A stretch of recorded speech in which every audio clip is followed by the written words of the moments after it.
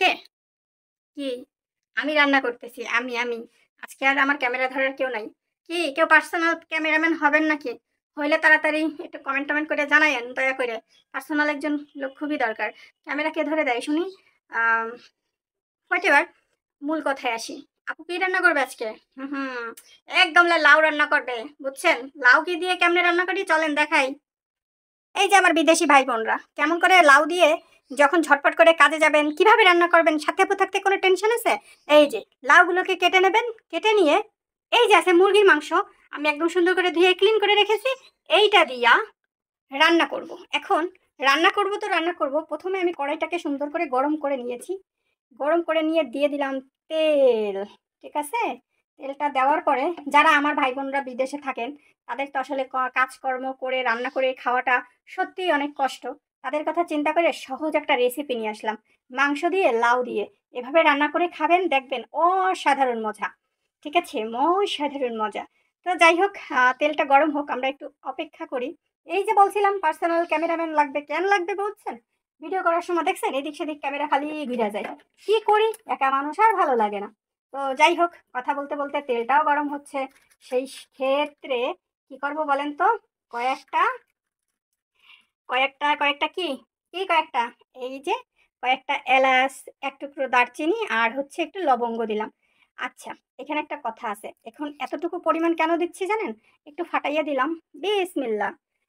কেন দিলাম একটু বলে দিই। সেটা হলো, আমি কিন্তু কিছুটা আবার, ওহো, দাঁত দিয়ে ফাটাইয়া দেয়া,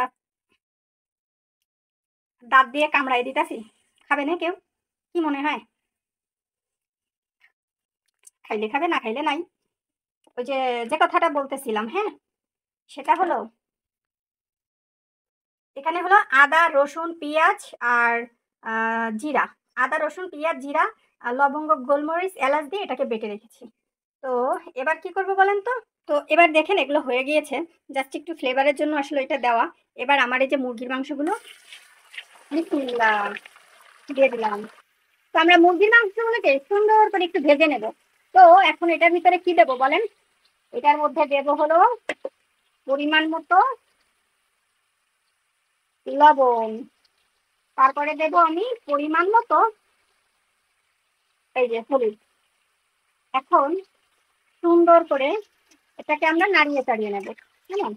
এই যে, নাহলে কেমন সাদা সাদা লাগে না দেখতে বলেন? ইস, ক্যামেরাম্যান যদি থাকতো কতটাই না ভালো হইতো, তাই না? ক্যামেরা ধরতো আর আমি রান্না করে দিতাম তাকে।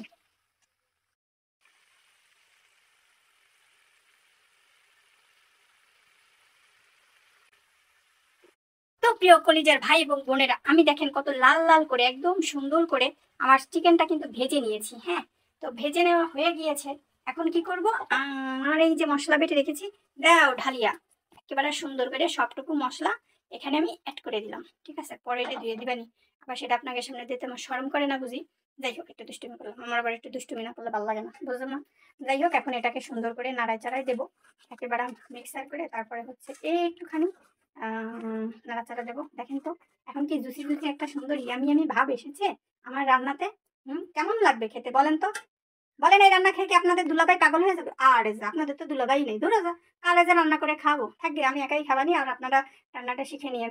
আর শোনেন, যদি কেউ জনগণের মানে জাতির দুলাভাই হতে চান তাহলে কমেন্ট করেন, ঠিক আছে? আবার শরম করে মেসেঞ্জারে যাইয়ে দিয়েন না, মেসেঞ্জারে আবার আমাদেরকে খুঁজে পাওয়া যাবে না। ওকে, তো যাই হোক, অনেক অনেক কথা হয়েছে। এখন আমরা মশলাটাকে সুন্দর করে কষাই। যেহেতু মশলাটা মাত্র আমরা দিলাম, মশলাটা কষিয়ে নিয়ে এটার ভিতরে আমরা কি করি সেটা দেখার জন্য অপেক্ষায় থাকো। তো এবার দেখতে পাচ্ছেন আমার এটার কষানোর কালারটা কেমন সুন্দর হয়েছে। বলেন তো আপনারা? ঝাল ঝাল করে মুরগির মাংস রান্না করা হবে। যা, আমি ক্যামেরা মানে অন না করে, আমি হচ্ছে চালু না করে আমি বগর বগর করে এই যাচ্ছি। এদিকে কি হয়েছে, লাউটা ঢেলে দিয়ে সুন্দর করে মাখিয়ে নিলাম।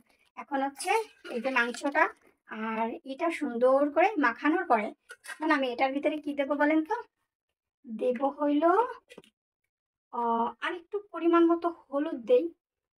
ঠিক আছে, আরেকটু যেহেতু আমরা লাউটা দিলাম। আর দেব পরিমাণ মতো লবণ। এইবার হইল কি, এইটাকে সুন্দর করে কষাইতে হবে। তো এখন আপনারা না একটু শেয়ার করে দিয়েন, বলেন আপনারা যদি শেয়ার না করেন তাহলে যারা এখনো জানেই না যে আমি একজন রাঁধুনি তারা কি করে আমার রান্না পাবে? তাদেরও তো শেখার দরকার আছে, বলেন? সবাই আমার রান্না শিখেন, সবাই আমার রান্না শিখেন। আরে আপনাদেরকে তো বোঝাইতে পারবো না যে এইটা না এমন সুন্দর একটা স্মেল আসতেছে, সেইটা তো আপনাদেরকে আমি দেখাইতে পারবো না। তো স্যাড। যাই হোক, এখন আমরা আর একটুখানি অপেক্ষা করি, আর কিছু সময় পরে আমাদের এটা হয়ে যাবে। কষাইতে কষাইতে আমার তো জিভে পানি চলে আসছে। এই যে দেখেন, ফাইনালি আমার এই যে তরকারি রান্না শেষ হয়ে গিয়েছে। তো লাউ দিয়ে এটা দিয়ে মানে মুরগির মাংস দিয়ে এই যে পাতলা পাতলা করে ঝোল রান্না করেছি। সাথে আছে কি বলেন তো, এই যে সাদা ভাত, হ্যাঁ। আর তরকারি আছে, কচু শাক রান্না করা আছে, কচুর লতি রান্না করা আছে। তারপরে আরেকটা কি যেন রান্না করা আছে, সেটা আমি ভুলে গেছি। সরি, ডিম ভুনা করা আছে। তো এটা দিয়ে আমার আজকে দুপুরে খাবার দাবার হবে। আপনারা সবাই ভালো থাকেন, সুস্থ থাকেন। আল্লাহ হাফেজ।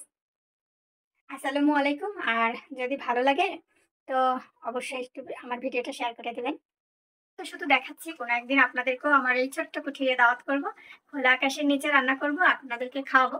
আমি যদিও আজকে এখান থেকে আসলে রান্না করতেছি রান্নাঘরে, কারণ আজকে দেরি হয়ে গেছে। ঠিক আছে?